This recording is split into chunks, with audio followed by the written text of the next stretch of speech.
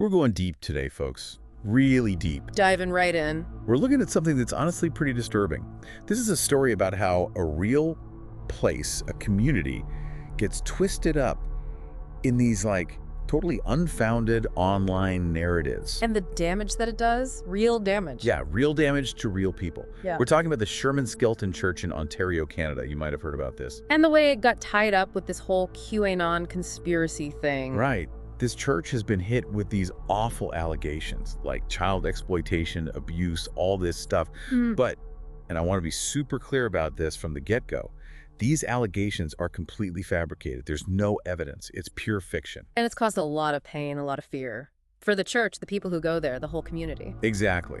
So what we're going to do today is try to understand how something like this can even happen. How does a regular church become the target of something so dark and so untrue? And we're going to be looking at what happens when these kinds of conspiracies take hold, what the real-world fallout is. And we're going to be relying on information from people who have actually investigated these claims, people who have looked into the evidence or the lack of evidence. Right. So let's start with QAnon. I mean, this is at the heart of it, isn't it? This whole belief system. It is. And it's a pretty complex thing, honestly. But I mean, at its core, QAnon is about this idea that there's this secret war going on, a war against this cabal of evildoers. Okay, a secret war. Against who? They believe it's a cabal of Satan-worshipping pedophiles, and that these people are everywhere, in government, in Hollywood, among the elites. You know, it's this really paranoid worldview. So they see evil everywhere. And then they start looking for signs and symbols. Exactly. They're constantly looking for these hidden messages, these codes that they think are being sent out by Q, this mysterious figure who's supposed to be an insider, leaking information about this secret war. So anything, anywhere could be a sign. Right. And that's how they end up latching onto real places, like the Sherman Skelton Church. They start twisting things, reinterpreting them to fit this narratives that they already believe. So how does a place like that, a small church in rural Ontario, how does it become a target? I mean, what makes them pick a place like that? Honestly, the reasons are often really vague. I mean, it could be almost anything. It could be as simple as its location, it's rural, maybe a bit isolated, so they see that as suspicious, like it's hiding something. Hidden away from prying eyes. Right? Or it could be the building itself. Maybe it's an old church with some interesting architectural features. They might misinterpret those, see them as somehow sinister. Seeing things that aren't really there. Yeah, projecting their own ideas onto it. Or it could even be something as random as a misinterpretation of the name Sherman Skelton. Maybe they see something in that, some kind of code or hidden meaning. Or maybe the church was just mentioned somewhere online in some random forum or chat group, and that was enough to get it on their radar. So it almost sounds like it's kind of random. In a way, it is. I mean, there's no logic to it, really. No real connection to any of the things they're claiming. It's all just speculation and confirmation bias. Confirmation bias. Yeah. That's the tendency to look for information that confirms what you already believe, even if that information isn't really true. So they see what they want to see. Exactly. And once a place like the Sherman Skelton Church is flagged by these QAnon followers, it kind of becomes a magnet for all these crazy accusations. And then social media comes in, right? Absolutely. Social media is a huge amplifier for this kind of stuff. And that's where things really start to spiral. So we have this kind of random targeting, then social media amplifies it. Yeah. But it's not just the platforms themselves, right? It's the people who are sharing this stuff. Right. It's people failing to do their due diligence, people not actually checking to see if any of this is true. So they see something online and they just believe it. Yeah, a lot of people do, especially if it fits with their existing beliefs. They don't question it, they don't look for evidence, they just share it. And that's how misinformation spreads like wildfire. Exactly. It becomes this self-perpetuating cycle. And that's really dangerous. Okay. So we've talked about how this happens, how a place gets targeted, how the misinformation spreads. But what about the actual allegations against the Sherman Skelton Church? I mean, what are they specifically claiming is happening there? Well, this is where things get really disturbing. They're claiming that there are these secret underground tunnels beneath the church. Underground tunnels. Yeah. And they say these tunnels are being used for horrific stuff. Child abuse, trafficking, satanic rituals, all kinds of things. I mean, come on, underground tunnels. That sounds like something out of a movie. It does, but that's the kind of thing that gets people riled up. It plays into these deep-seated fears, these anxieties. And it's scary, even if it's not true. Right. And of course, there's no evidence of any tunnels, No one has ever seen them. There are no blueprints, no construction records, nothing. So it's completely made up. Yeah. But that doesn't stop people from believing it.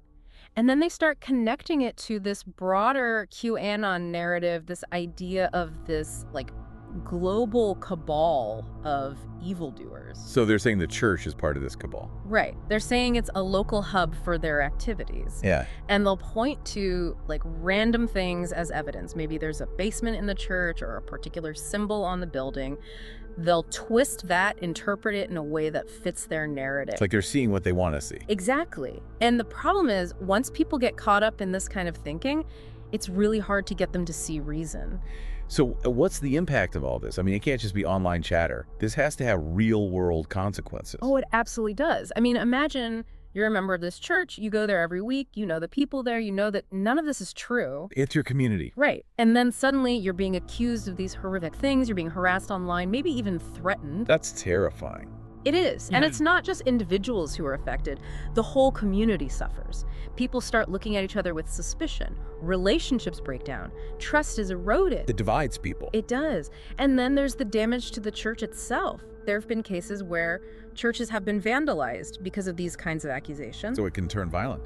Yeah, it can. And it's not just about the physical damage. It's about the emotional toll it takes on the people who go there. They feel unsafe. They feel violated. And all because of lies. Exactly.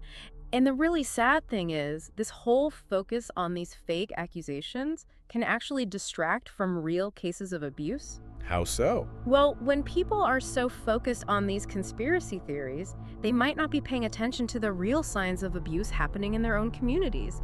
They might not be taking action to protect children who are actually at risk. So it's not just harming innocent people. It's potentially preventing real help from reaching those who need it. That's right. And it also undermines trust in legitimate institutions. When people believe that the government, law enforcement, the media are all part of this big cover-up, they lose faith in those institutions. And that's really dangerous for society as a whole. So we have these horrific accusations, this real-world harm. But what about the evidence? I mean, is there anything to support any of this? No. Absolutely not. There is zero credible evidence to support any of the allegations against the Sherman Skelton Church. Not at all. Nope. Not a shred. The police have investigated. They haven't found anything. Fact-checking websites have looked into it. They've debunked it completely. And the people who actually live in the community, the people who know the church, they've all spoken out against these lies. So it's just pure fabrication. That's right. But if that's the case, why do people believe it? Why does this conspiracy theory persist? Well, there are a few reasons. One is, as we talked about earlier, confirmation bias. People tend to look for information that confirms what they already believe, even if it's not true. So they're not really open to hearing the truth. Right. And then there's distrust of authority. A lot of people just don't trust the government, the media, experts, anyone in a position of power. So when these authorities say that the allegations are false, they don't believe it. They think it's part of the conspiracy. Exactly. And then there's the emotional appeal. These conspiracy theories often tap into very strong emotions: fear, anger, a sense of righteousness. And for some people, those emotions are more powerful than facts. That's like they need to believe it. Yeah, it can be like that. And then, of course, there's the echo chamber effect. When people are surrounded by others who believe the same thing, it reinforces those beliefs, even if they're false. So it becomes their reality, even if it's not the real reality. Right. And that's what makes this whole thing so difficult to combat. So what can we do about it? I mean, how do we fight back against this kind of misinformation? Well, I think the most important thing is to be critical thinkers. We need to question what we see and hear, especially online. We need to look for evidence, check our sources, and be wary of anything that seems too sensational or too good to be true. Don't just believe everything you read. Exactly. And we need to be careful about what we share. Don't just blindly repost something because it fits your worldview. Take a minute to think about it, check it out, make sure it's accurate. And if you see someone sharing something that you know is false, don't be afraid to speak up. Right. We need to challenge misinformation when we see it. We need to stand up for the truth. Because the truth matters. It does. It matters a lot. And in cases like the Sherman Skelton Church, the truth is that these are innocent people who have been falsely accused of horrific things, and they've suffered real harm as a result. So what we've learned today is that misinformation can have really serious consequences. Absolutely. It can damage reputations, destroy communities, and even lead to violence. So it's important to be vigilant, be critical, be informed. And be kind.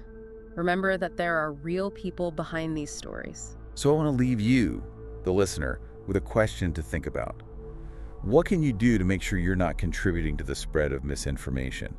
How can you be a force for truth in your own life, in your own community, in your own online spaces? It's a question worth pondering, because the truth is out there, but it's up to all of us to find it, to protect it, and to share it. Thanks for listening, and until next time, stay curious, stay skeptical, and stay informed. We'll see you on the next Deep Dive.